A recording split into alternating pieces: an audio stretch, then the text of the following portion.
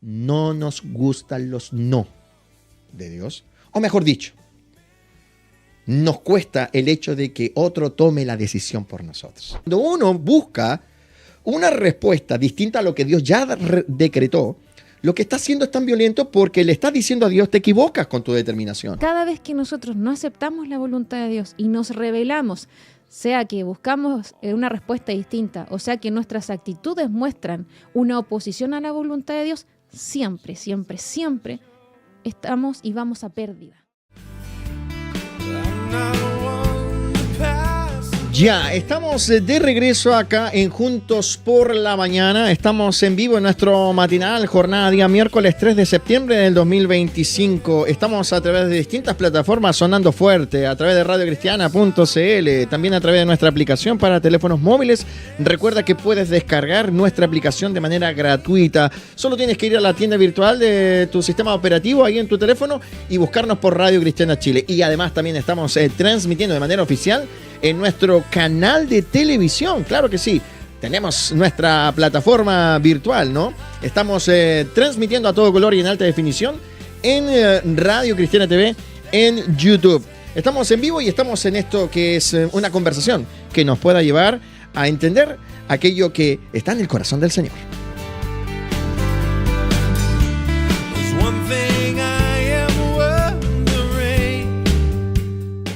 Bueno, nosotros antes de la pausa musical hicimos una introducción respecto de lo que será nuestro tema de conversación el día de hoy. Está relacionado con aquello que son las motivaciones de nuestro corazón. Una cosa que es muy importante y quiero colocarlo como base para lo que será la administración de esta mañana, es entender, debemos entender y creer. Nota lo que dije, debemos entender y creer. Y creer. Lo entiendo y lo creo. Suena raro porque muchas veces se piensa, debo creer y entender, pero yo quiero aquí colocar este orden, debo entender y creer, o sea, tener convicción de que Dios conoce las intenciones de mi corazón. Amén. ¿Sí? Que Dios conoce los designios de mi corazón. Que Dios conoce mis pensamientos y mis motivaciones. Y que nunca lo voy a engañar. Amén. Dice el libro de Hebreos que estamos prácticamente desnudos delante de su presencia. Y que Él oye, ¿no? Discierne lo que está ocurriendo acá adentro. Y esto lo digo porque Dios sabe. Dios sabe. Dios sabe hacia dónde apuntan, ¿no? Aquellas preguntas que de pronto nosotros hacemos. Decíamos hace un momento que uno tiene que preguntar. No tiene que privarse de preguntar cuando no sabe y cuando honestamente quiere aprender. Los discípulos allí le preguntaron al Señor respecto del por qué Él les hablaba por parábolas. También le preguntaron, me recuerdo una vez, hey Señor, ¿por qué no haces callar a esta persona que viene gritando detrás de nosotros? Ellos preguntaron si iba a restaurar o no el reino de Israel. ¿Ves? Entonces es válido preguntar. Y de hecho Dios quiere que nosotros preguntemos. Lo decía yo en la introducción. El texto lo dice, clama a mí. Dios se lo dijo a Jeremías. Clama a mí y yo te responderé. Y te enseñaré cosas grandes y ocultas que tú no conoces. También lo dice a través del profeta. Me buscaréis y me hallaréis. ¿Cuándo? Cuando me buscaréis de todo vuestro corazón. O sea, es válido preguntar y es necesario. Yo siempre motivo a los discípulos a preguntar. Cuando tú no sabes, no te quedes con la duda, pregunta. ¿Sí? Preguntar es sano. Porque de pronto cuando yo no pregunto, puedo obtener respuestas en el lugar equivocado. Sí, es protector. Sí. Entonces preguntar en el lugar correcto, ¿no? Te permite recibir respuestas correctas. y sobre todo cuando no sé lo que tengo que hacer. Otra cosa muy importante es aprender a preguntar qué hacer. Pablo comenzó su vida cristiana preguntando, Señor, ¿qué quieres que yo haga? Y entonces recibió la respuesta a su pregunta. Entra en la ciudad y ahí se te dirá lo que debes hacer, ¿ves? Entonces, uno tiene que endosar a su boca, ¿no? Pega a tus labios el preguntar qué hacer. En esta situación, ¿qué tengo que hacer? Cuando yo pregunto, pues entonces se produce allí la posibilidad de obtener una respuesta. Pero ojo, siempre y cuando sea una pregunta que con honestidad busca aprender. Porque como dije al principio, Dios conoce las intenciones de tu corazón. Uh-huh. Dios conoce todo. ¿Bien? Pero otra cosa que es diferente es cuando yo quiero preguntar algo, a pesar de que sé que Dios ya dijo algo. Entonces quiero yo, no sé si se entiende, Fallon, separar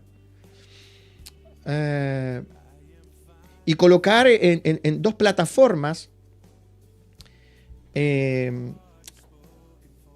que estoy mencionando. Por un lado tenemos lo que es preguntar, que es válido y que debemos preguntar porque honestamente queremos aprender. Y por el otro lado tenemos, ¿no?, esa pregunta que yo quiero hacer respecto de una situación que quiero ejecutar a sabiendas que Dios ya respondió algo. Claro, están las preguntas de lo desconocido y están las preguntas sobre lo ya conocido. Sí, o sea, cuando yo quiero quebrarle la mano a Dios, que es una actitud muy humana, ¿eh? Fíjate que los que somos padres lo vemos en nuestros hijos. Y cuando lo vemos en nuestros hijos nos acordamos cuando nosotros estábamos en esa misma condición de niños, ¿no?, al amparo de nuestros padres, en ese tiempo de crianza. ¿Cuántas veces probablemente tú quisiste doblarle la mano a tu mamá? No, jamás. Respecto de una orden que ella dio, ¿cierto? Ahora que nosotros somos padres, ¿cierto? Nosotros somos matrimonio y tenemos 2 hijos. Observamos eso de nuestros hijos, tanto del mayor como del menor. Ahora del mayor ya no lo observamos, ¿no?, pero del menor sí lo observamos, ¿no? De situaciones en donde nosotros decimos, vas a hacer tal cosa, y lo hemos decretado. Vamos a hacer tal y tal cosa, pero a sabiendas que lo hemos decretado, a sabiendas nuestro hijo menor que lo hemos establecido, aún así, por allí, él buscará la manera, la forma, a través de preguntas que parecen muy respetuosas, con una actitud, comillas, muy humilde, cambiar la decisión Exacto. que se ha tomado. ¿Ves? Es una condición muy humana, porque también tenemos que reconocer que a nosotros no nos gustan los no de Dios, o mejor dicho, nos cuesta el hecho de que otro tome la decisión por nosotros. En aquello que nos motiva, en aquello que nos produce deseo, en aquello que genera estimulación. ¿Bien? Bueno, esa es la gran disputa del alma. Exactamente. Exactamente. Entonces, es una condición del ser humano, pero ojo, que sea una condición del ser humano no significa que esté o esté categorizada, quiero explicarlo de esta manera, como algo que Dios no le tomará importancia. Porque uno podría decir, bueno, pero los seres humanos somos así. Sí, pero es que esa es la gracia del Evangelio. Que tú dejes de ser el ser humano que siempre has sido para que seas conforme a la imagen de Cristo. Porque Cristo nunca buscó doblarle la mano a Dios. Fíjate que Cristo sabía, Fallon, que Él tenía que morir en una cruz. Sí. Y cuando Él está en el monte, cuando Él está en el Getsemaní, y está a un tiro de piedra de sus discípulos orando, la oración de Jesús, fíjate qué importante, la oración de Jesús no nos visualiza, no visualizamos en la oración de Jesús que Él quisiera cambiar el decreto de Dios. Jesús no está orando, Señor, ¿estás seguro que tengo que ir a la cruz? Señor, y si lo hacemos de otra forma, Jesús no está orando así. Jesús está orando de otra manera. Jesús está siendo honesto, no buscando quebrarle la mano a Dios. Jesús está diciendo, si fuera por mí, yo no iría. No es como la conversación que tuvo Pedro con Jesús, cuando trató de reconvenirle. Exactamente. Entonces, Jesús no buscó doblarle la mano. Jesús sabía cuál era el decreto. El decreto era la cruz. Jesús lo que está haciendo es ser honesto. Entonces, no hay que confundir ser honesto. ¿Qué es ser honesto? No me gusta este decreto de Dios. O si fuera por mí, yo no lo haría. Sí. ¿Entiendes lo que digo? Me duele esto que Dios determinó. Eso es una cosa. Ahí yo estoy mostrándole a Dios mi dificultad. Pero otra cosa muy distinta es que yo busque cambiar lo que Dios decretó. Ahí ya es distinto. Eso es violento. Esto nos enseña mucho dentro de las iglesias, pero es muy importante aprenderlo. Eso es violento. Por eso es que usted sea honesto, pero no violento. Honesto es decirle a Dios, me cuesta. Honesto es decirle a Dios, si fuera por mí, pasa esta copa.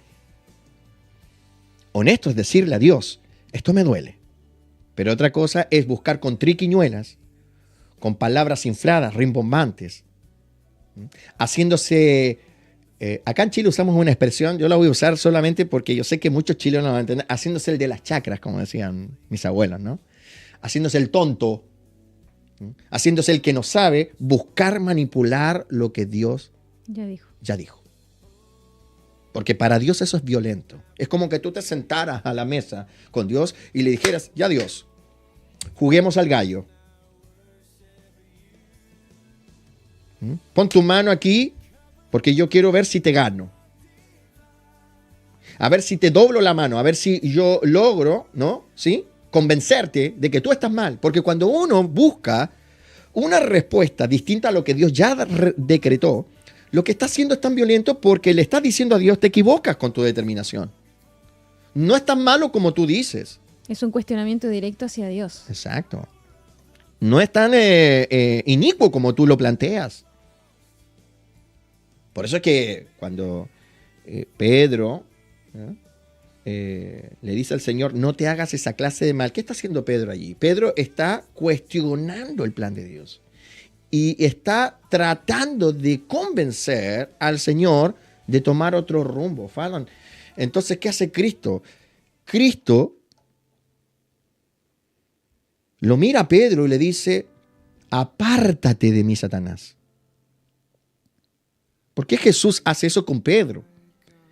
Porque Pedro no le está contando a Cristo que en su corazón le parece difícil la ruta que Dios trazó. No, Pedro no está confesando la dificultad de la ruta.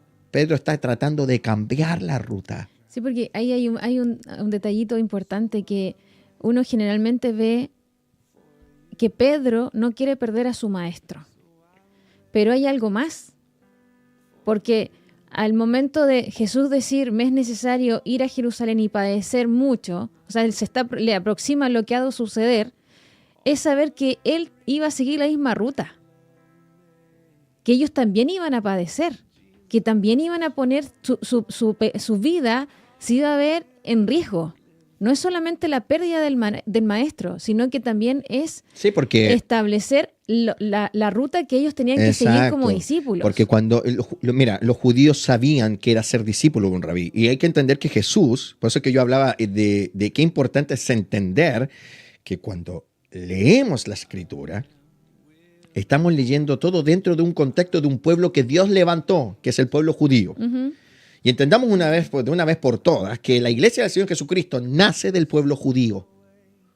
Que los gentiles fuimos insertados. Sí. No que los judíos fueron insertados nosotros nos insertamos. Somos judíos en el espíritu, dice Pablo. Entonces, Pedro sabía que si Jesús va a la cruz, él también va a la cruz. Exacto. Que si Jesús va a padecer, él también va a padecer, porque los discípulos de Rabí seguían la huella del Rabí. Yo siempre he explicado esto. Había un dicho que decía, el discípulo lleva el polvo de los pies de su rabí. Porque por donde el rabí pasaba, pasaba el discípulo. Entonces, por ejemplo, si el rabí tenía los pies manchados con barro, tú mirabas a los discípulos y los discípulos también tenían los pies manchados con barro, porque si el rabí había pasado por un charco, los discípulos también. Ese era el espíritu del discípulo, ¿no? Por eso es que cuando Pablo le habla a los gentiles, dice, imítenme a mí, porque los gentiles no tenían esto. Los gentiles no tenían revelado lo que era la imitación. Entonces Pablo les enseña, imítenme a mí como yo imito a Cristo, porque el discipulado es imitación. Por donde yo paso, ustedes tienen que pasar. El discipulado no es, tú haces eso, pero yo voy a hacer otra cosa. Porque eso no es discipulado en el contexto judío. En el contexto judío es, si mi maestro pasó por esto, yo también paso por esto.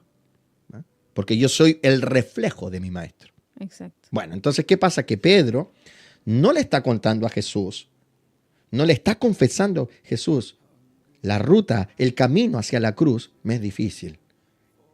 No, Pedro no está confesando lo difícil que es la decisión que Dios ha tomado. Pedro está tratando de cambiar la ruta.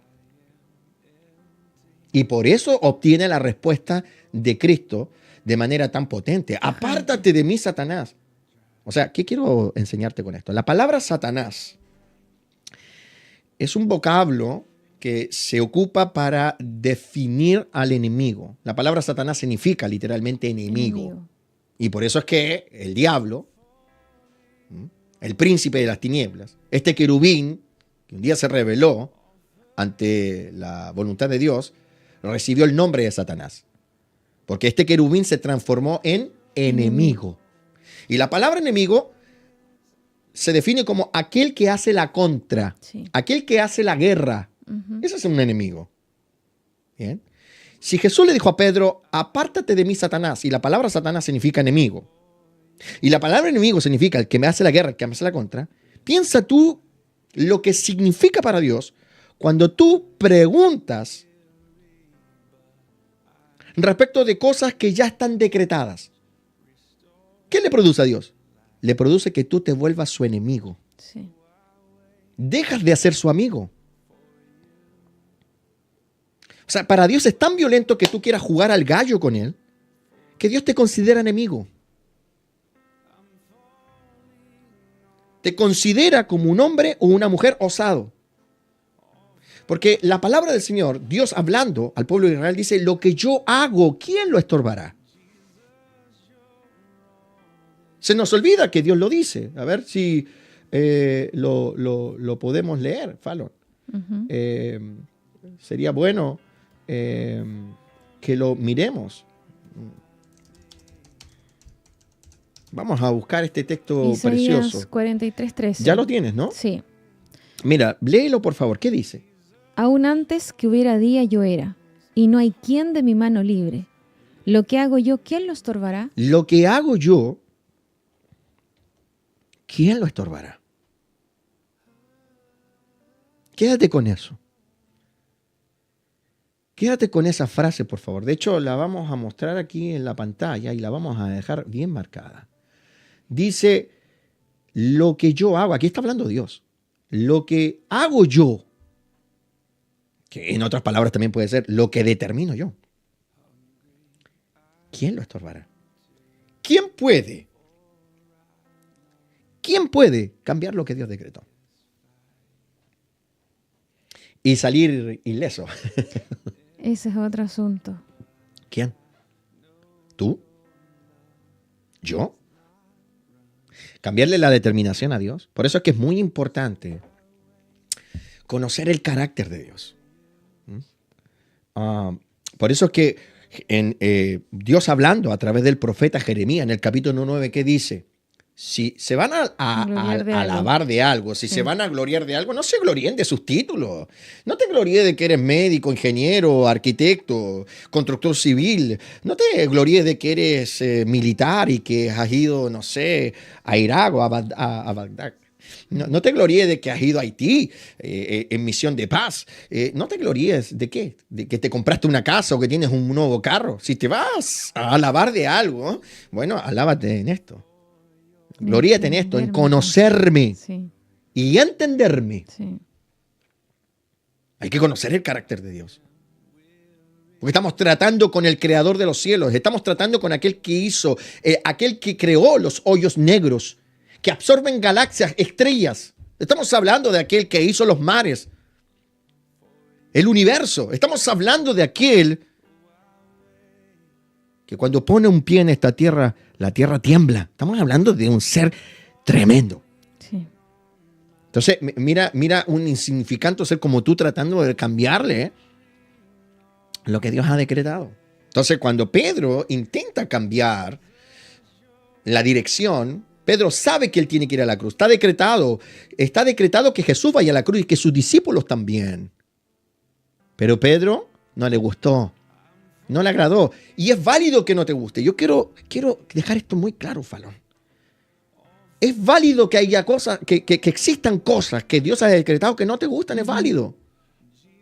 Y es válido decirle a Dios, si fuera por mí, Sí. pasa esta copa, Jesús lo hizo. Es válido decirle a Dios, me cuesta. Es válido decirle a Dios, llorar delante de Dios y decirle, Señor, me cuesta. ¿Sabes que incluso hubiese sido válido que Abraham le hubiese dicho al Padre, le hubiese dicho al Señor, lo que me estás pidiendo es difícil para mí? Porque recordemos que Abraham recibió la orden de tomar a su hijo. Los que somos papás sabemos lo que eso significa. Si basta tan solo con ver a un hijo con dolor de garganta o con fiebre, o que sufrió un accidente hace unos días atrás, nuestro hijo mayor sufrió un accidente jugando al fútbol. Y al principio yo pensé que era algo simple. De hecho, hasta creí que cuando se cayó al suelo estaba... Ya párate, ya no hay más teatro. Bromeando, dije, está haciendo teatro, pero resulta porque yo no me di cuenta del impacto que él tuvo. Él chocó contra un fierro, yo no me di cuenta de eso. Entonces yo pensé que estaba jugando, porque él es muy juguetón también, pero reconozcamos que él le gusta reírse igual que a mí. Entonces, pero cuando yo le veo, le empiezo a mirar y veo que se había accidentado de verdad, te viene inmediatamente, vaya, ¿qué pudo haber pasado, no? Uh-huh. ¿Cuál será la gravedad del accidente? Y fue un accidente pequeño, pero somos papás, ¿cierto? Sí. Y te viene una cierta incertidumbre. Un hijo con fiebre, que no le baja la fiebre. Cuando tú eres papá. Entonces imagínate que Abraham, de un día para otro, Fallon, Dios le dice, toma al hijo que te ha costado tener 100 años. 100 años, porque, oye, recordemos que Abraham fue papá a los 100 años de Isaac. A los 100 años. Es una locura. Imagínate las veces que intentó ser papá. Y viene de ser papá de Ismael con Agar, y viene de recibir la orden de Dios de echar al niño y a la esclava. Fuertísimo. Y viene Dios y le dice, mira, yo quiero que tomes a Isaac, tu hijo, al que amas. O sea, Dios le refuerza al que ama, porque era evidente que Abraham amaba a Isaac. Era el hijo que había tenido a los 100 años con su esposa, la mujer que él amaba, con la cual intentó muchas veces tener un hijo, porque cuando uno se casa, no se casa solo para abrazarse y darse besos, también se casa para generar una familia. ¿Cierto que sí? Sí. Y Dios le dice, llévalo al monte que te voy a mostrar, a la tierra de Moriah, y sacrifícalo allí. El relato bíblico nos muestra a Abraham sufriendo. No hay ningún texto que diga que Abraham sufría, pero te digo que si el relato bíblico dijera, y Abraham lloró toda la noche, si el relato bíblico dijera, y Abraham entristeció muy fuertemente, sería válido. Sí. No sería pecado. Porque es válido que te duela. Y Jesús lo manifestó también. Es desde válido. la cruz. O sea, es válido que hayan decisiones de Dios que no te agraden. Es válido. Lo que no te es válido es cambiar la decisión. Sí. Entonces, cuando a mí no me agrada una decisión, ¿qué tengo que hacer? Buscar la fortaleza de Dios. Uh-huh. Dice la Biblia que Jesús fue honesto. ¿Me vas entendiendo? Sí. Jesús fue honesto. Que no se haga mi voluntad sino la tuya. ¿Y qué ocurrió después de la conversación donde Jesús fue honesto con Dios? ¿Qué ocurrió? Vino la fortaleza de lo alto para enfrentar lo que no se puede cambiar. Y eso es lo que tiene que aprender un hijo de Dios. Si Dios lo decretó, Tú no lo puedes cambiar. El único que lo puede cambiar es Dios. El único que puede decretar algo y derogarlo es Dios, porque Él es el rey, porque Él es el supremo, pero tú no puedes. ¿Entiendes? Sí. Tú no puedes. Entonces, cuando tú juegas gallito con Dios, déjame decirte, tú le estás mostrando a Dios que para ti prima más tu voluntad que la de Él.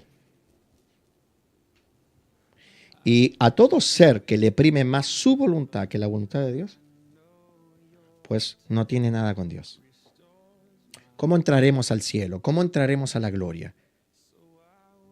¿Cómo nosotros lograremos que las puertas de los cielos se nos abran? ¿Solo creyendo en Jesús? No, no solo creyendo en Jesús. Porque Jesús dijo, no todo el que me dice Señor, Señor entrará en el reino, sino el que hace la voluntad de mi Padre. Entonces, cuando una persona quiere quebrarle la mano a Dios, no quiere hacer la voluntad de Dios. Y si tú no quieres hacer la voluntad de Dios porque prima más tu voluntad, déjame decirte que no hay cielo para ti, no hay eternidad para ti, estás perdido. Has hecho vana la cruz de Cristo. Porque la cruz de Cristo te dio la oportunidad de que ahora puedas hacer su voluntad. Por eso es que hay que mirar la cruz del Calvario como lo que es. Es el gran perdonazo de Dios y la gran oportunidad de Dios para que ahora haga su voluntad. Porque tú naciste en esta tierra revelado su voluntad. Y probablemente creciste mucho tiempo, te desarrollaste como individuo, haciendo tu voluntad, la voluntad de la carne. Y aparece Cristo a tu vida a través del evangelismo y a través de la cruz del Calvario recibes el perdonazo. ¿Pero para qué recibes el perdonazo? Para que aquello que no hiciste en tu vida sin Él, ahora lo comienzas a hacer. ¿Qué cosa? Su voluntad. Porque lo que más prima en el cielo es su voluntad. Por eso es que cuando Jesús le enseñó a orar a sus discípulos, cuando ellos le dijeron, Señor, enséñanos a orar, y Jesús dijo, les voy a enseñar a orar, ¿cómo fue la enseñanza respecto de la oración? Padre nuestro, que estás en los cielos, santificado sea tu nombre, venga a tu reino y hágase tu voluntad. Porque lo que más prima en el universo creado por Dios es que se haga la voluntad de Dios. La lucha que hay en el universo es ¿qué vas a hacer? ¿Vas a hacer tu voluntad o vas a hacer la voluntad de Dios? ¿Qué tienes que tú hoy día observar? ¿Qué tienes que tú observar hoy? Pues tienes que observar eso. ¿Qué es lo que tú quieres hacer? Si tú quieres hacer tu voluntad, hazla. Yo te voy a dar un consejo hoy de pastor. Si tú quieres hacer tu voluntad, hazla. Pero no esperes recompensa eterna. Ni esperes bendición de Dios. Hazla. Dios no va a impedir que hagas tu voluntad. Hay 7.000 millones de personas que hoy están haciendo su voluntad. 7.000 millones de personas en el mundo. Unos siendo artistas, otros siendo médicos, otros siendo ingenieros, otros estafando, otros traficando droga, otros gobernando países. Hay 7.000 millones de personas haciendo su voluntad. Pero esas 7.000 millones de personas un día van a tener que comparecer ante el tribunal. Si tú quieres hacer tu voluntad, hazla. Hazla. Pero recuerda esto. Lo que prima en el cielo es que se haga la voluntad de Dios. Eso es lo que realmente nos permite permanecer. Dice la Biblia, el que hace la voluntad de Dios permanece para siempre. Entonces, ¿qué tengo que hacer yo día a día? Yo día a día me enfrento a lo que Dios decretó versus lo que yo quiero hacer. Y la conversión de una persona se mide en eso. Cuando yo sé que estoy convertido al evangelio. Cuando lo que Dios decretó, yo estoy dispuesto a hacerlo. Y lo hago a pesar de que no me guste del todo. Cuando Jesús alcanzó el nombre que es sobre todo nombre. Cuando Jesús alcanzó la exaltación máxima. ¿Puedes buscar Filipenses capítulo 2? Vamos a leer desde el versículo 5. Quiero mostrarte cuando Cristo alcanzó la exaltación máxima. Vamos a leerlo allí. ¿Qué dice Pablo respecto de esto? ¿Lo puedes leer? Haya pues en vosotros este sentir que hubo también en Cristo Jesús, el cual siendo en forma de Dios no estimó el ser igual a Dios como cosa a que aferrarse, sino que se despojó a sí mismo tomando forma de siervo, hecho semejante a los hombres, y estando en la condición de hombre se humilló a sí mismo, haciéndose obediente hasta la muerte, y muerte de cruz. Por lo cual Dios también le exaltó hasta lo sumo, y le dio un nombre que es sobre todo nombre, para que en el nombre de Jesús se doble toda rodilla de los que están en los cielos y en la tierra y debajo de la tierra, y toda lengua confiese que Jesucristo es el Señor, para gloria de Dios Padre. Este pasaje del Nuevo Testamento, ministrado por el apóstol Pablo, habla de la disposición que todos nosotros debemos tener día a día. ¿Y cuál es la disposición que nosotros debemos tener? Pues la misma disposición que tuvo Cristo. Y dice aquí el apóstol Pablo que Cristo recibió la exaltación después de recorrer un camino. Y fíjate que el camino de Cristo tiene varias etapas, pero yo no quiero desarrollar las distintas etapas del camino de Cristo, sino quiero enfatizar una que está relacionada con lo que yo estoy enseñando ahora. ¿Qué quiero enfatizar, Fallon? Mira lo que dice aquí el pasaje. Dice, se humilló a sí mismo, haciéndose obediente hasta la muerte y muerte de cruz. Por lo cual Dios también le exaltó a lo sumo. O sea, la exaltación de Cristo es el resultado de que Él hizo la voluntad del Padre.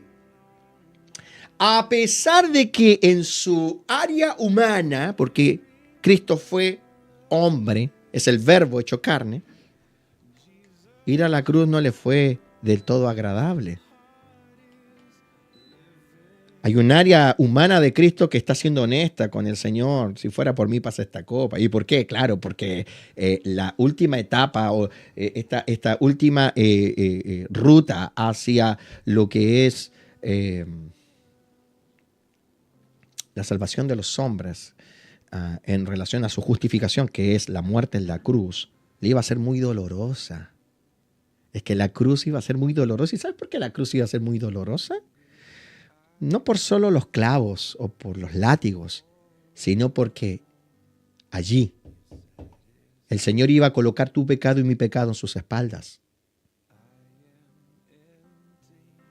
Él iba a recibir mi maldición, mis enfermedades, sí. Lo que nosotros no logramos cuantificar de la cruz del Calvario. Porque para que yo sea sanado, Él se tuvo que llevar mi enfermedad. Uh-huh.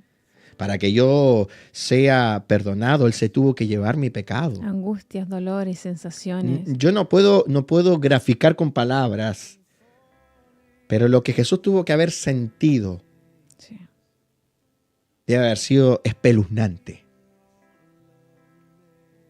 Espeluznante. Porque la cruz no son solo clavos, señores. La cruz no es solo clavos. No es simplemente látigos. Ese es el aspecto natural de la cruz. La cruz se llevó mi pecado. Fue golpeado. El castigo de nuestra paz fue sobre Él. Pusieron sobre Él lo que yo tenía. Por eso Jesús le está diciendo, Señor, en su parte humana, si yo me pongo en las sandalias de mi maestro, en mi parte humana. Si fuera por mí pasa esta copa, es válido.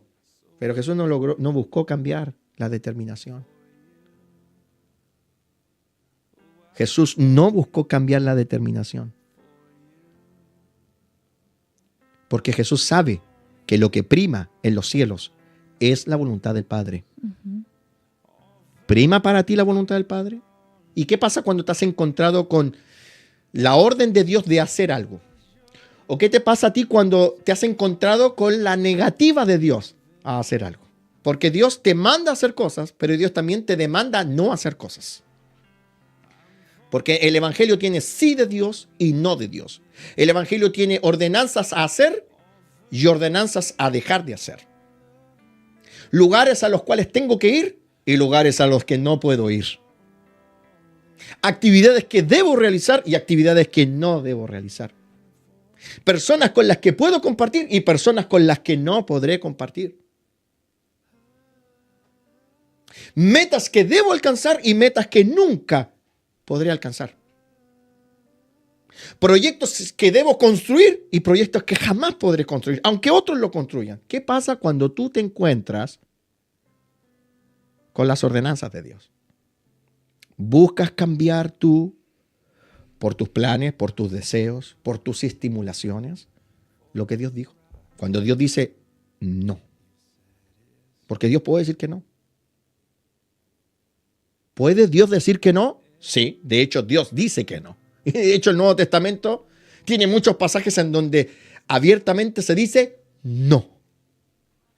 Por ejemplo, no hagáis tesoros en la tierra. Jesús lo dijo, está decretado. No puede venir un pastor a predicarme a mí que yo tengo que dedicarme a hacer tesoros en esta tierra. Todos esos predicadores que estimulan a la gente a hacer tesoros en la tierra, a dedicarse a ser empresarios, a dedicarse a sus sueños, están quebrándole la mano a Dios. Porque Jesús dijo, no hagáis tesoros en la tierra. Fue Él que lo decretó.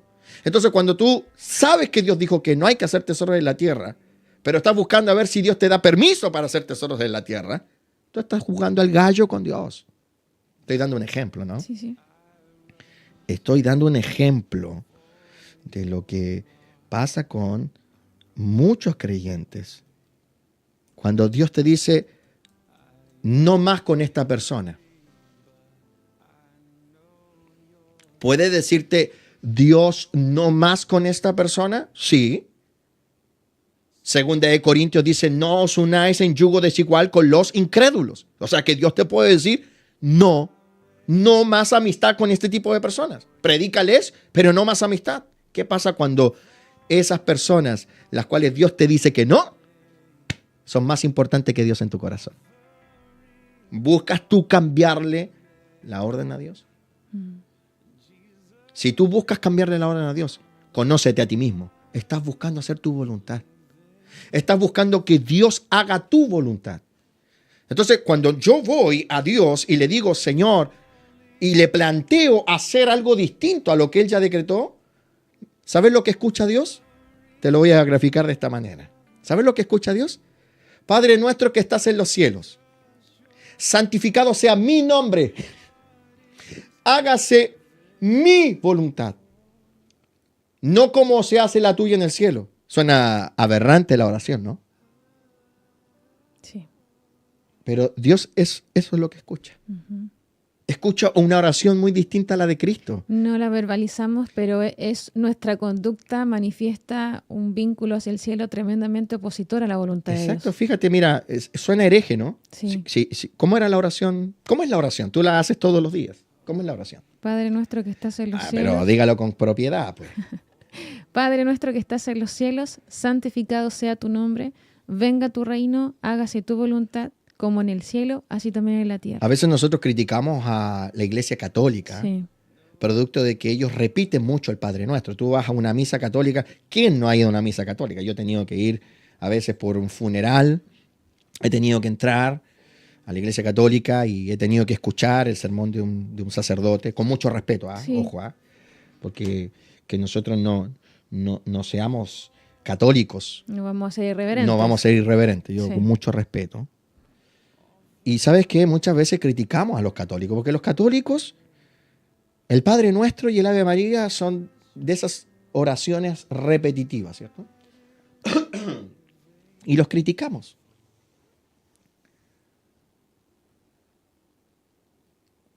Porque repiten. Y déjame decirte que repetir el Padre Nuestro sin sentido no es más grave que orar todos los días, Padre Nuestro que estás en los cielos. Hágase tu voluntad, pero buscar cambiarle la mano a Dios. Y déjame enseñarte esto, por favor. Nosotros no solo buscamos cambiarle la mano a Dios, o sea, cambiarle la decisión a Dios con preguntas. Es cierto. A veces tratamos, igual que los niños chicos, La pataleta, el boicot. el boicot. Andar desanimado, andar de capa caída.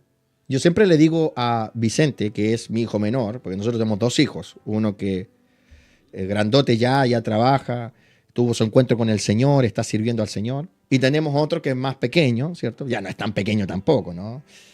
Va para los 13 años, está casi a los 13 años. Increíble cómo pasa el tiempo. Y yo siempre le he enseñado a mis hijos, pero ahora yo se lo repito más al menor, le digo, amurrándote no ganas nada. Agrava las faltas, de hecho. Y de hecho siempre le digo, si tú te amurras o con tu carácter buscas boicotearme o castigarme, porque muchas veces, ¿para qué se amurran los niños? Para mostrarte que ellos están desagradados de ti como papá, de ti como mamá. ¿Ah? Y entonces tú les dices algo y ellos se van amurrados como enojados a su pieza y golpean la escalera. Bueno, nosotros tenemos una escalera de segundo piso y pisan la escalera fuerte, creyendo que si ellos pisan más fuerte, nosotros como papá nos vamos a asustar y vamos a decir, ay, mi hijo ya no me ama, te voy a cambiar la orden. Y yo siempre digo, cada vez que tú te amurras, apréndelo, porque se lo digo, ya me cansé de decirte que cada vez que tú te amurras, pierdes, porque más me voy a enojar contigo. Porque no te voy a aceptar que tú busques boicotear mi orden. Y tú no estás para castigarme. Yo hace unos días atrás le dije, tú no estás para castigarme con tu amurro, ni castigar a tu mamá con tu amurro. Dios no te puso para castigarme. Dios me puso a mí para castigarte. Yo soy el formador, no tú a mí. Y eso es lo mismo que nosotros tenemos que entender de Dios. Yo no estoy para castigar a Dios. Y tú me dirás, pastor, pero es que yo no castigo a Dios. Sí, pero con tu amurro es igual que lo que hace mi hijo menor cuando se enoja. O tu hijo, que busca con el amurro, con el desánimo, mostrarte a ti como papá que tú te equivocas, que tú eres malo. ¿Cuántas veces le has dicho a Dios con tu amurro que Dios es malo porque Dios te dijo que no a algo? Qué fuerte, pero es real. ¿Cuántas veces? ¿Cuántas veces le has mostrado a Dios que Dios es malo? Y después vas a la iglesia y le canta, bueno es Dios, siempre fiel. Y Dios te dice, qué mentira más grande. ¿Cómo me dicen, bueno, si en la semana estuviste amurrado, casi te moriste de un desánimo porque yo te dije que no? Porque yo te dije que no a algo. Entonces, ¿qué tiene que aprender la iglesia? Lo violento que es cuando yo quiero cambiar el decreto. Sí. Tan violento como que si yo orase, Padre, que estás en los cielos, yo santifico mi nombre y establezco que se haga mi reino en esta tierra y que se haga mi voluntad. Usted dirá, pastor, que hereje la oración. Así es como tú oras en tu corazón, pero no verbalizas cuando te enojas, te amurras o cuando andas preguntando si se puede hacer algo que Dios ya dijo que no se puede hacer. Hoy nos falta mucha educación en las iglesias respecto de hacer la voluntad de Dios. Hoy nos falta mucha educación. Hay que poner en alto lo que significa hacer la voluntad de Dios porque es el símbolo, es el sello, es la clave de la salvación. La clave del éxito de la cruz es que Jesús hizo la voluntad del Padre. Eso es lo que encierra Filipenses capítulo 2, verso 5. ¿Qué te está mostrando Cristo? Que todo el recorrido de Jesús se basa en un solo principio. Hacer la voluntad del Padre. Hacer la voluntad de Dios. Sí. Jesús lo dijo. No he venido para hacer mi voluntad, sino la voluntad del que me envió. Y yo quiero concluir. Bueno, todavía me queda tiempo, pero quiero concluir con este principio. Nosotros aceptamos la idea bíblica de la predestinación. Quiero aclarar que yo no adhiero a la idea de predestinación como destino asegurado. Uh-huh. Eso lo creen algunos, muchos, y es por eso que existe la idea del salvo siempre salvo, Falmo. Pero que yo no crea en la predestinación como destino asegurado no significa que yo no creo en la predestinación, porque yo sí creo en la predestinación. Solo que hay que hacer una diferencia entre lo que se predica comúnmente, que predestinación es como destino asegurado, y predestinación como destino anticipado, porque ¿dónde se equivocan muchos con la interpretación de Romanos capítulo 8, versículo 29? pues se equivocan en cómo interpretan la palabra predestinación. Para muchos, predestinación es destino asegurado. Pero resulta que la palabra predestinación no significa destino asegurado, significa destino anticipado. O sea, Dios anticipó mi destino, pero obviamente yo puedo cambiar ese destino por las decisiones que tomo. ¿Entiendes? Predestinación es destino anticipado. ¿Mm? Y como nosotros creemos en la predestinación, no voy a hablar de la predestinación, sino el hecho de que creemos en la predestinación, creemos que fuimos predestinados para salvación.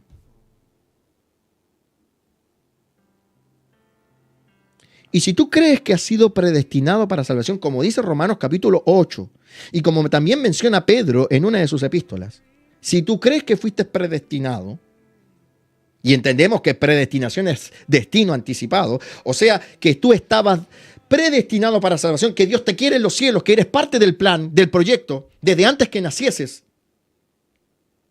se te tiene que revelar que viniste a esta tierra a hacer otra cosa. Porque todos los que hemos sido predestinados para salvación, estaba predestinado a que vinimos a esta tierra. Entonces, cuando tú te encuentras con aquel que te predestinó, que es Dios, cuando tú te encuentras con el que escribió anticipadamente, ¿para qué existes?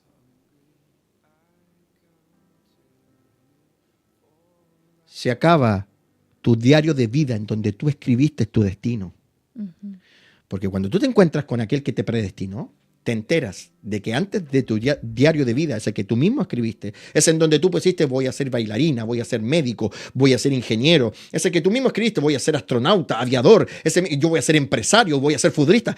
Ese diario de vida que tú escribiste se encuentra con otro diario de vida, el que viene del cielo.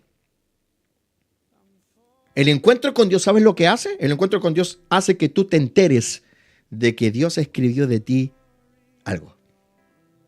Y que tú existes y respiras y tu corazón funciona y estás en esta tierra y recibes un día más de vida para que se concrete eso que Dios escribió de ti. Por eso es que cuando Jesucristo habló con la gente le dijo, el que no renuncia a todo lo que posee. ¿Por qué? Porque tú posees un diario de vida. Tú quieres hacer cosas, tú escribes cosas de ti. Y otros escriben cosas de ti. Tus padres escribieron cosas de ti. La sociedad escribió cosas de ti. La política escribe cosas de ti. Pero cuando tú llegas al Evangelio, tú te encuentras con lo que Dios escribió de ti. Y Dios escribió de ti cosas muy distintas a las que tú escribiste de ti. Y por eso es que se produce una cruz. Lo que tú querías de ti con lo que Dios quiere de ti. Entonces, ¿cuál es la decisión que tendrás que tomar? La decisión que tendrás que tomar en tu vida es qué vas a hacer. Ahí está la clave. Eso es lo que hace la diferencia entre unos y otros. ¿Vas a hacer lo que Dios escribió de ti? ¿O vas a hacer lo que tú quieres de ti? Si vas a hacer lo que Dios escribió de ti, pues entonces van a haber cosas que no vas a poder hacer. Y que Dios no las va a cambiar. Y quiero enfatizarlo, Fallon. No existe nadie especial como para que pueda decir, es que a mí Dios me dio permiso, uh-huh. ¿Sí? En aquello que Dios ya decretó. Por eso es que en el Evangelio se llora, pues. Estamos hoy día hoy día se nos predica un evangelio exitista. Un evangelio de los éxitos laborales, los éxitos académicos. El evangelio en donde no se llora. El evangelio en donde no se sufre. No hay necesidades. Porque lo lograste todo en tu vida. Porque lograste todos tus sueños. Puro éxito. ¿Bien? Entonces, si tu vida es puro éxito y no tuviste que llorar por llevar algo tuyo al altar del sacrificio. Si en tu vida nunca hubo cruz, ¿cómo Dios qué lágrimas Dios va a enjugar de ti? Fíjate que una de las grandes promesas que Dios le hace a todos los que van a hacer su voluntad es que Él va a enjugar toda lágrima. Y ese día, cuando Dios enjugue toda lágrima, se consolidará en nuestro corazón eterno valió la pena el no de Dios y el haber aceptado el no de Dios. Porque cuando todo esto se acabe, porque todo acabará, la ciencia acabará, la tecnología acabará, este planeta acabará, todo va a acabar. Y dicho sea de paso, si el Señor no viene antes, tu vida va a acabar. ¿Cuántos años tienes, amor mío? 39 años. Iba a decir 34. Bueno, 39. parece de 34. Pero 39. ¿cuántos años tiene, amor mío? 39 años. Ujú. ¿Cuánto te queda en esta tierra si es que no llegara a pasar nada? Yo lo sé. ¿50 años? Si te quedaran 50 años de vida, pues tendrías 89 años. Con 89 años, ¿te imaginas tú con 89 años? Yo tengo 44 años de edad. ¿Cuántos me quedan? Si quisiera vivir 90 años lúcido, me quedarían 40 y algo.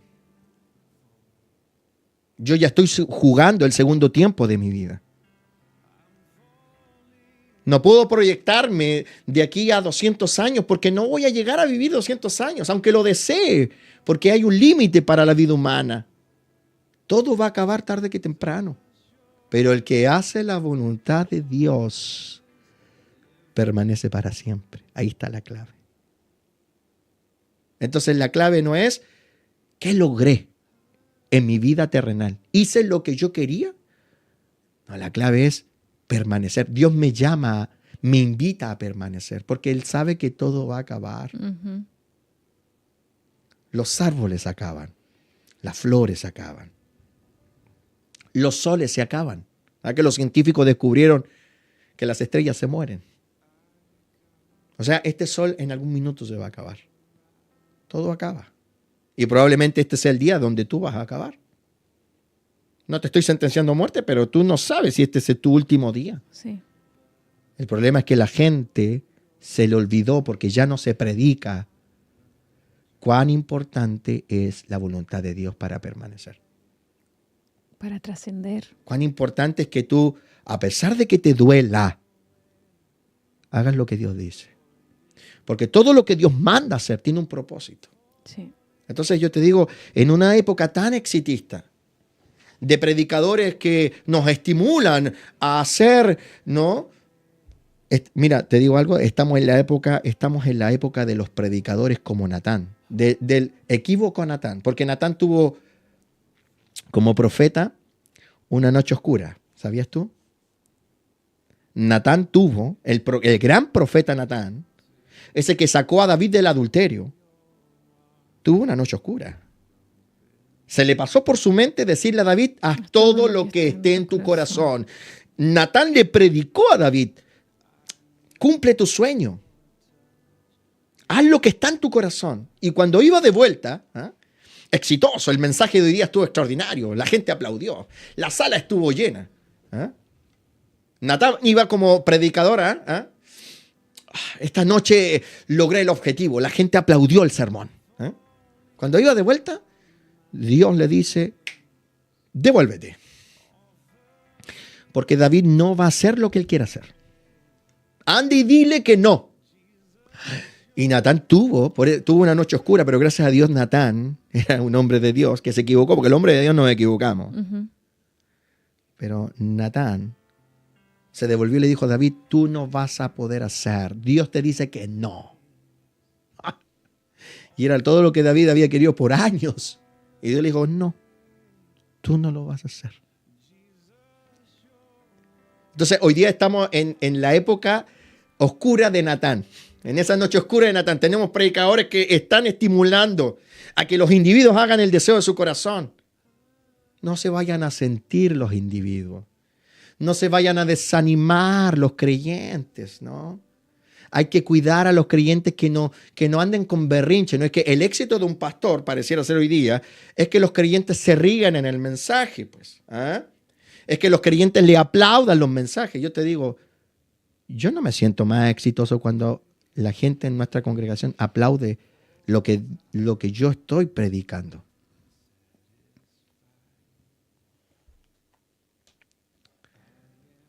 Porque la verdad es que yo no estoy para ser motivador. ¿Entiendes? Entonces, ¿qué pasa? Que hoy día tenemos muchos predicadores que no se vaya a ofender el hermanito si le mostramos que la Biblia dice que no a su proyecto. Porque la Biblia te va a decir que no a muchos proyectos que tú tienes, pues. El Evangelio te va a decir que no. El Evangelio te va a decir, toma tu cruz. Sí.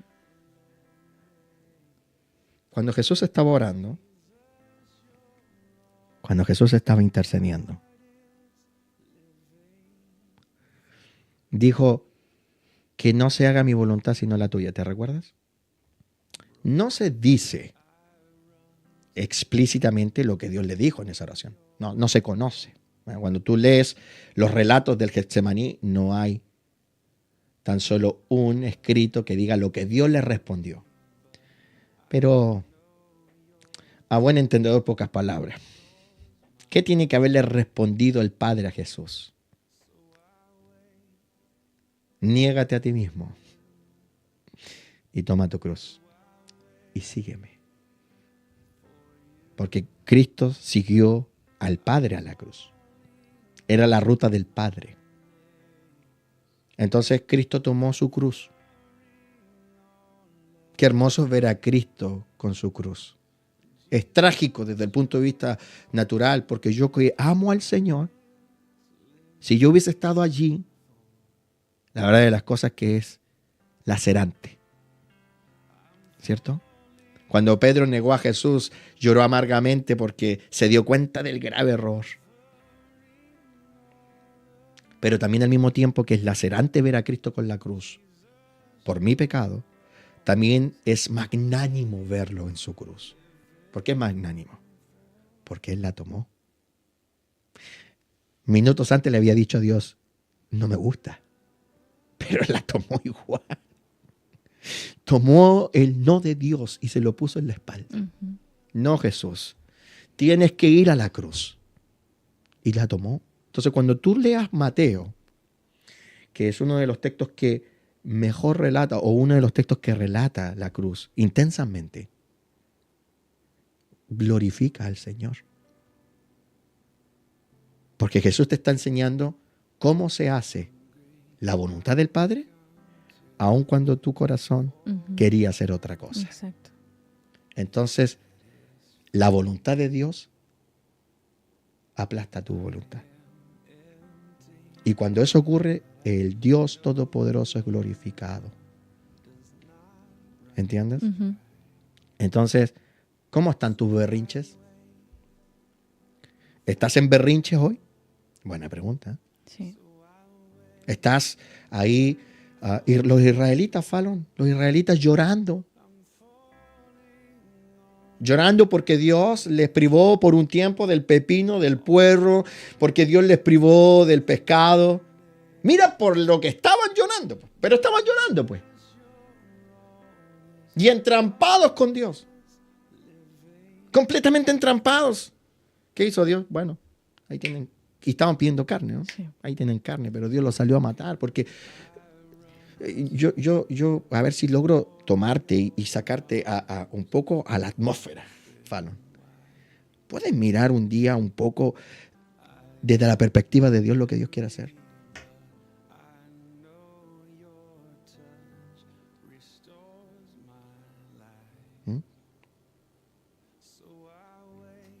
Es tan violento como cuando alguien quiere construir una casa, ¿no? Y quiere poner la ventana allá, el cuadro allá, y se olvida que todo eso tiene un cálculo, porque ¿qué va a hacer un arquitecto? Que no se puede hacer lo que usted quiera hacer. Porque si usted pone eso allí, se me puede caer la estructura. Se lo pongo, pero le ponemos unos pilares. No, es que yo no quiero los pilares. Al final terminas haciendo la casa al gusto tuyo, y a veces eso también te va a traer complicaciones, ¿ves? Bueno. Son grandes las incoherencias que a veces nosotros nos presentamos, ¿ah? Cuando hablamos acerca de la voluntad de Dios, de querer hacer la voluntad de Dios, si entendemos lo que es la predestinación. Me gustó mucho la relación que hizo con el diario de vida, ¿no? Todos tenemos un diario de vida, lo que nosotros escribimos, nosotros teníamos como en nuestro alcance el lápiz que va escribiendo, pero llega Dios a nuestra vida y son tantos elementos que se revelan, que uno va comprendiendo, donde ya no está tu propósito de vida, sino que entiendes tu propósito, tu causa de vida, y las distintas maneras de poder intentar doblarle la mano a Dios sobre aquello que Él ya dijo, porque puede ser que no vayamos con preguntas, pero sí nuestra actitud sea pésima. Y la vida cristiana, en lo que es el desarrollo de la vida cristiana, por supuesto que nos vamos a encontrar con distintos no, con distintos silencios de Dios. Yo creo que el no más grande con el cual yo me he enfrentado en la vida ha sido la muerte de mi papá.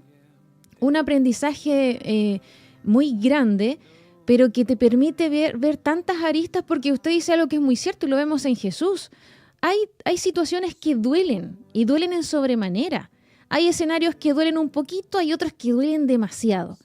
Son distintas modalidades, pero qué importante es ceñirse a lo escrito, entender que hay una predestinación, entender que Dios es soberano, que hay una voluntad.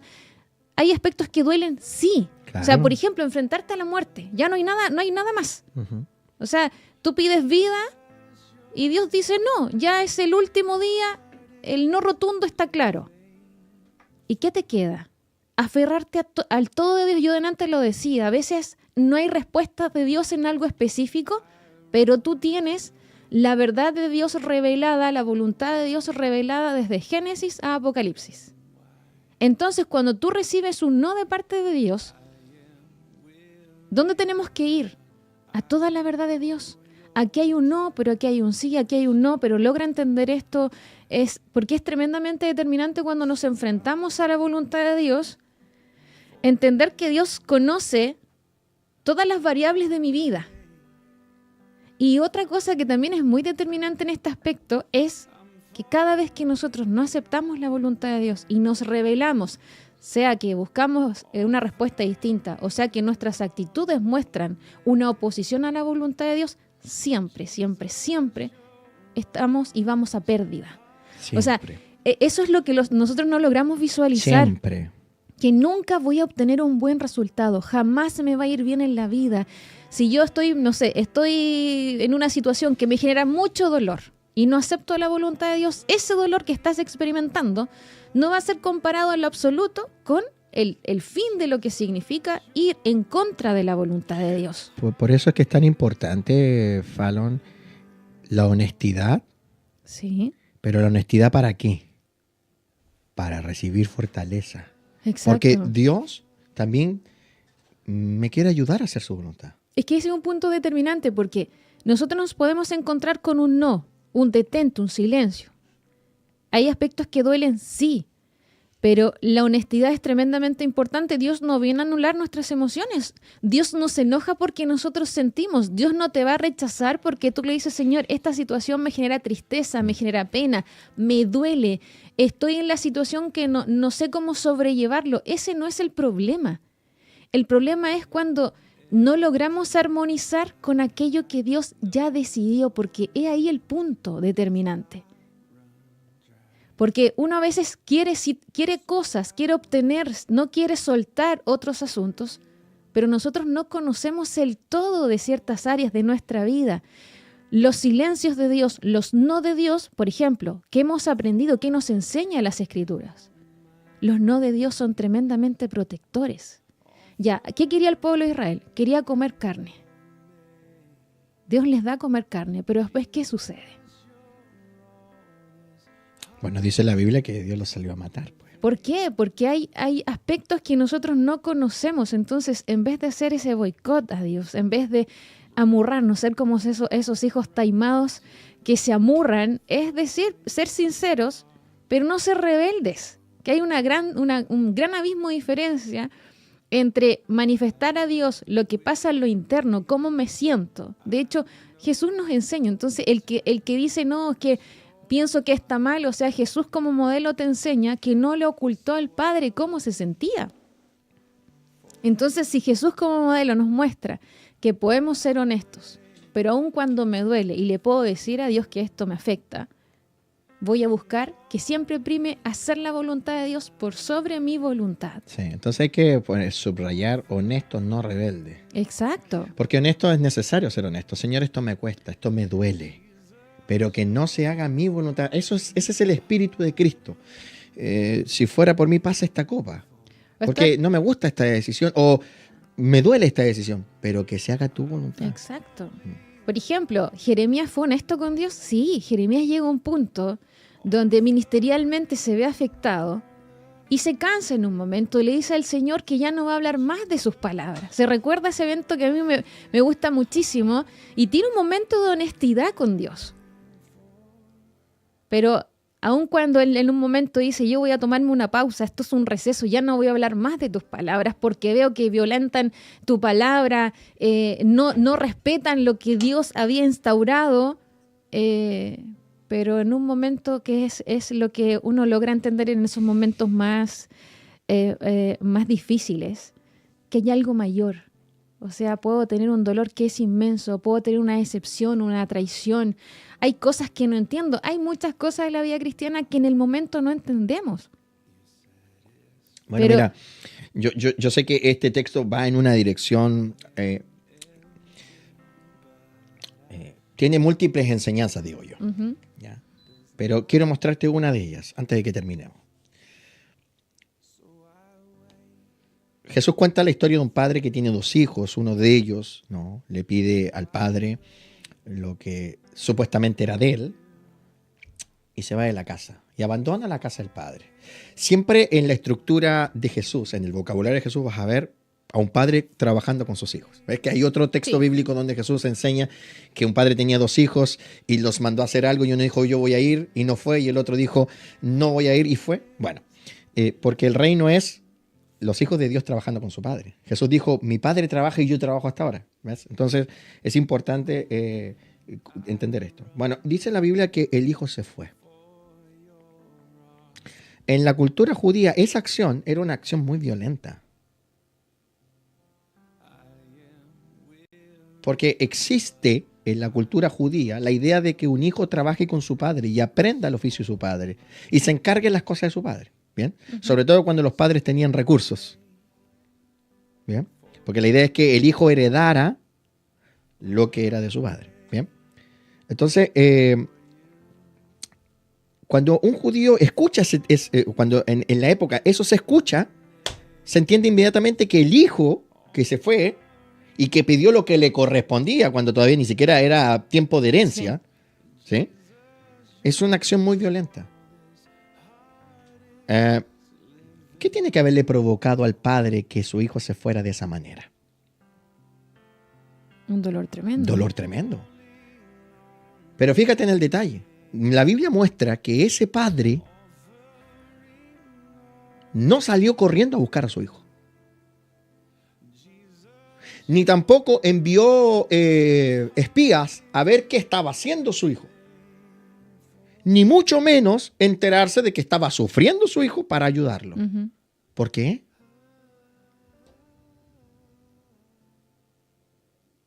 Porque a un hijo así, ¿qué mandaba la ley? Tenerlo por muerto. Tenerlo por muerto. Sí. De hecho, si yo te llevo a la ley mosaica, al rebelde y contumaz, al hijo rebelde y contumaz, había que darle muerte. Sí. Entonces Jesús le está hablando a judíos, porque sus discípulos eran judíos, los discípulos entendían lo que estaba hablando. Ese hijo era digno de muerte. Uh-huh.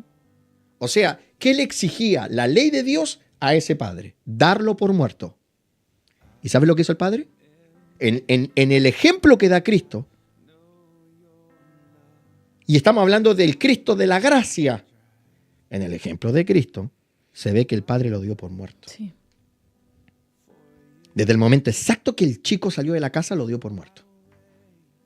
Y darlo por muerto, por eso es que tú no ves al padre ni enviando espías, ni él saliendo con una caravana a ver qué estaba haciendo su hijo, ¿no? ¿Sí me explico, no? Ni ver cómo ayudarlo, porque el hijo había sido un hijo rebelde y se le exigía por ley darlo por muerto.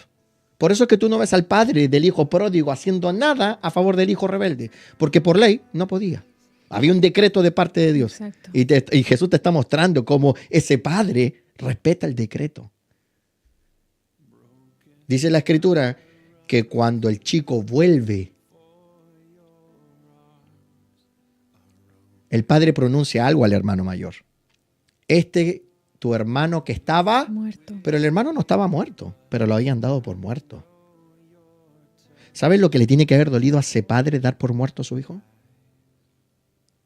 ¿Sabes lo que le tiene que haber dolido a ese papá dar por muerto a ese hijo? Si era papá. Ujú. Y yo, ¿sabes cómo descubro cuál es el dolor que ese padre tiene?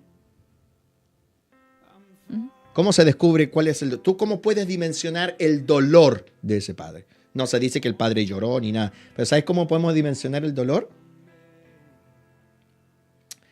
Con la reacción de cuando el hijo vuelve. Es como que le hubiesen resucitado a su hijo. Evidentemente así fue.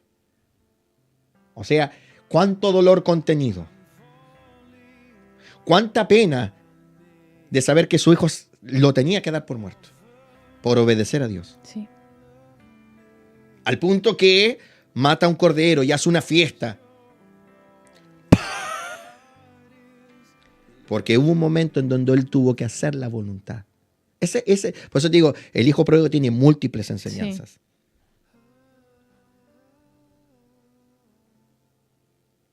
Pero ese padre estuvo dispuesto a obedecer. Y cuando tú obedeces, a veces en cosas que son dolorosas, ves la recompensa del Altísimo. En cosas magnánimas. A veces Dios te dice que no para lograr cosas en ti. Y una vez que las logró, Dios te dice, ahora sí. ¿Me entiendes? No siempre los no de Dios. A ver, déjame explicar esto ya y con esto cierro.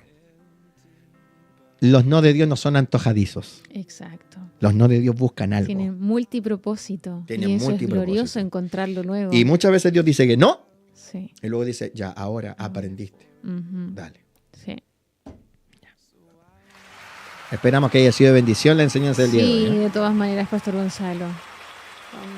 De mucha bendición, de mucha riqueza espiritual, y creo que ha sido la tónica también para todos los auditores. Quería leer a un auditor, Pastor Gonzalo, ¿Ya? que está... Lo voy a buscar porque... David Carmona. David Carmona. Sí. Okay. Dice, Dios me habla a mí esta mañana. Qué bonito. Qué bueno, David, leer eso. Esperamos Valió que... la pena entonces este programa. Sí.